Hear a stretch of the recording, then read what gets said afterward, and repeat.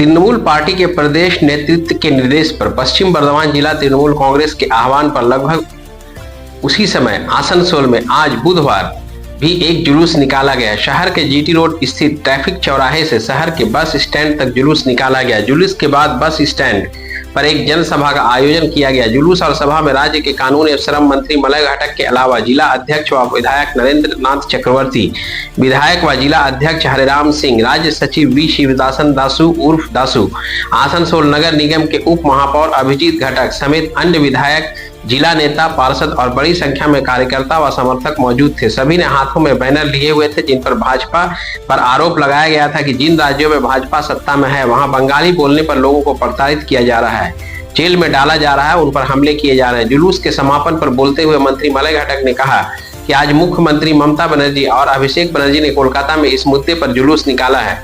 उनके निर्देश पर आसनसोल में भी यह जुलूस निकाला गया है। इसके माध्यम से भाजपा बंगाली भाषा के अपमान और राज्यों में बंगालियों पर हो रहे अत्याचार का विरोध कर रही है। उन्होंने कहा कि रविंद्रनाथ टैगोर, स्वामी विवेकानंद, काजी नजरुल इस्लाम, नेताजी सुभाष चंद्र बोस जैसे महापुरुष इसी पश्चिम बंगाल में पैदा हुए थे। उन्होंने हमेशा धार्मिक और भाषाई सद्भाव की बात की। जिस तरह से भाजपा देश को धर्म और भाषा जाति के नाम पर बांटने की कोशिश कर रही है, ममता बनर्जी उसके खिलाफ लड़ रही है। कारण यह है कि वह एक ऐसी नेता है जो सबकी नेता है। यही कारण है कि भाजपा बंगाल में धार्मिक उन्माद फैलाने की अपनी योजना में सफल नहीं हो पा रही है। जिला अध्यक्ष नरेंद्र नाथ चक्रवर्ती ने कहा कि भाजपा एक ऐसी पार्टी है जो धर्म के बिना राजनीति नहीं कर सकती।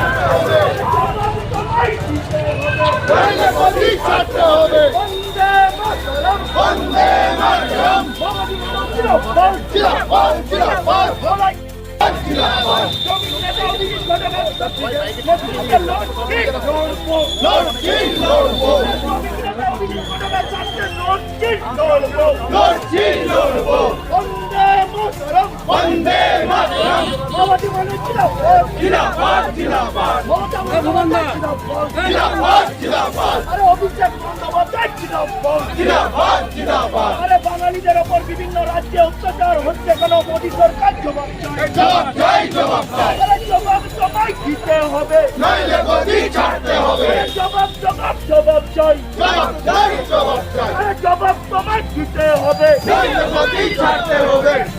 বর্তমান জেলার বাসীদেরকে এবং আমার মহিলা তাদেরকে বলবো নিশ্চিত রূপে সেদিনকে আমাদের পৌঁছতেই হবে। কেননা মমতা বন্দ্যোপাধ্যায় 365টা দিন আমাদের সবার জন্য কাজ করে। একদিন আমরা তার কথা শোনার জন্য নিশ্চিতভাবে ওখানে হাজির থাকবো। আর বাংলা ভাষাকে আমরা রক্ষা উপেক্ষা করে মানুষ মমতা বন্দ্যোপাধ্যায়ের উন্নয়নকে, মমতা বন্দ্যোপাধ্যায়ের কথাকে, মমতা বন্দ্যোপাধ্যায়ের ভাষাকে, মমতা বন্দ্যোপাধ্যায়ের সেবাকে স্যালুট জানিয়েছেন। তাই বলতে বন্ধু, মমতা বন্দ্যোপাধ্যায় কিন্তু বাংলা ছাড়া যদি অন্য কোনো ভাষা শোনেন এই রাজ্যে, তাদেরকে কিন্তু ডিটেনশন ক্যাম্পে পাঠায় না কিংবা তাদেরকে তাদের রাজ্যে অন্য কোথাও পাঠায় না। কেন? মমতা বন্দ্যোপাধ্যায় সবাইকে নিয়ে চলেন, সে বাঙালি হোক অবাঙালি হোক। তার জ্বলজ্জন্ত প্রমাণ যখন গুরু গোবিন্দ সিং এর জন্মদিনে পাটনা সাহেবে এই মিছিলে হাজার হাজার মানুষের সঙ্গে পা মিলিয়েছেন রাজ্যের মন্ত্রী, আসানসোলের অভিভাবক মাননীয় মলয় ঘটক, আছেন রানীগঞ্জের বিধায়ক মাননীয় তাপস বন্দ্যোপাধ্যায়, আছেন জামুড়িয়ার বিধায়ক এবং জেলা পশ্চিম বর্ধমান জেলা তৃণমূল কংগ্রেসের চেয়ারম্যান শ্রদ্ধেয় হরিরাম সিংজি, আছেন রাজ্যের সম্পাদক ভি শিবদাসন দাসু ভাই, জেলার ভারতবর্ষের যতগুলো রাজ্য আছে তার মধ্যে বিজেপি শাসিত যে কটা রাজ্য আছে, একদিকে যেমন আসাম, অন্যদিকে উড়িষ্যা, উত্তরপ্রদেশ, মধ্যপ্রদেশ, রাজস্থান, সেখানে বাংলা ভাষায় কথা বললে কোনো বাঙালি লোক থাকলে তার উপরে অত্যাচার করা হচ্ছে, তাদেরকে গ্রেফতার করা হচ্ছে, তাদেরকে জেলে ভরে দেওয়া হচ্ছে। এই যে বাংলা এবং বাঙালিদের উপরে বিজেপির অত্যাচার, সেই অত্যাচারের বিরুদ্ধে আজকে তৃণমূল কংগ্রেসের ডাকে মাননীয় মুখ্যমন্ত্রী সারা আজকে কলকাতায় হেঁটেছেন। এবং সারা জেলায় জেলায় আজকে এই মিছিল হচ্ছে। আমরা পশ্চিমবঙ্গে বসবাস করি। এই পশ্চিমবঙ্গে কারা জন্মেছেন? রবীন্দ্রনাথ ঠাকুর। তিনি কি বলেছেন? নানা ভাষা, নানা মত, নানা পরিধান, বিবিধের মাঝে দেখো মিলন মহান। তিনি বলেছেন আমাদের ভারতবর্ষে অনেক রকম ভাষা, অনেক রকম জাতি, অনেক রকম ধর্ম, কিন্তু তার মিলনটাই হচ্ছে সব থেকে বড়, এবং সেটা হচ্ছে পশ্চিমবঙ্গ। আজকে কাজী নজরুল ইসলাম কি বলে গেছেন? হিন্দুরা ওরা মুসলিম, ওই জিজ্ঞাসে কোনজন, কান্নারি বড় ডুবিছে মানুষ, সন্তান মোর মা। কাজী নজরুল ইসলাম বলে গেছেন ধর্ম নয়, মানুষ হচ্ছে সব থেকে বড়।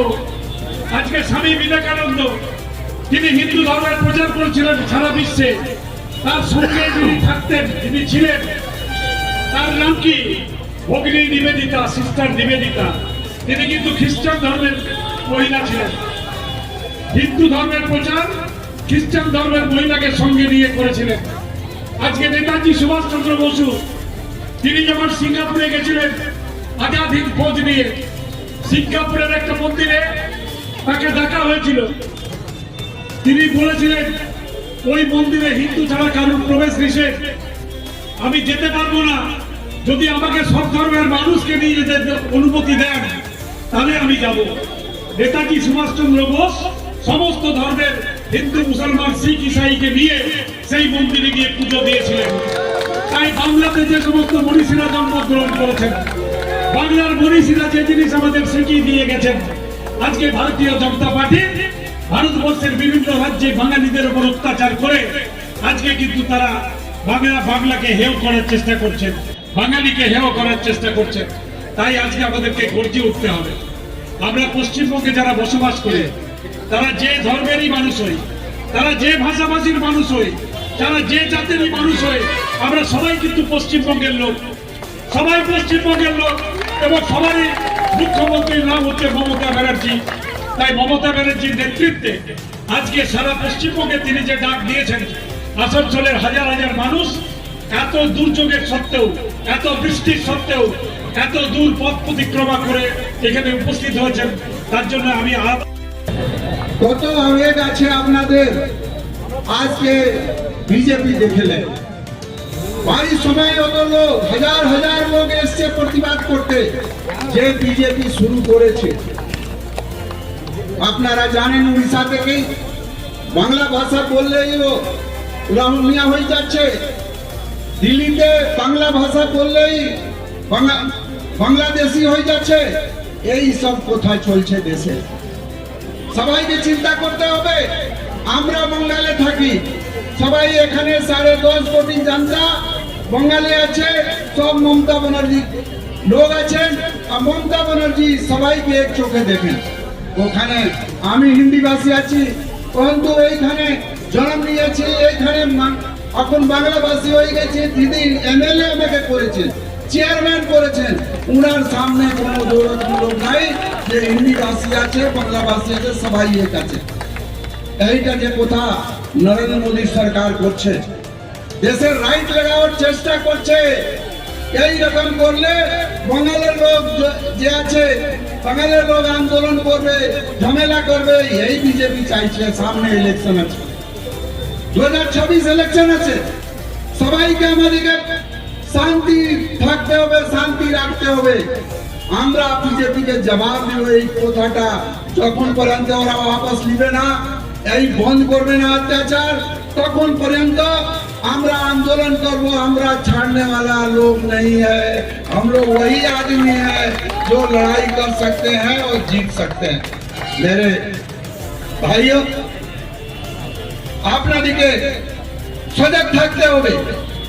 এই সব ফালতু কথা বলে বলে চাইছে বিজেপি উৎসাহের জন্য চাইছে, এইটা আপনাদেরকে দেখতে হবে।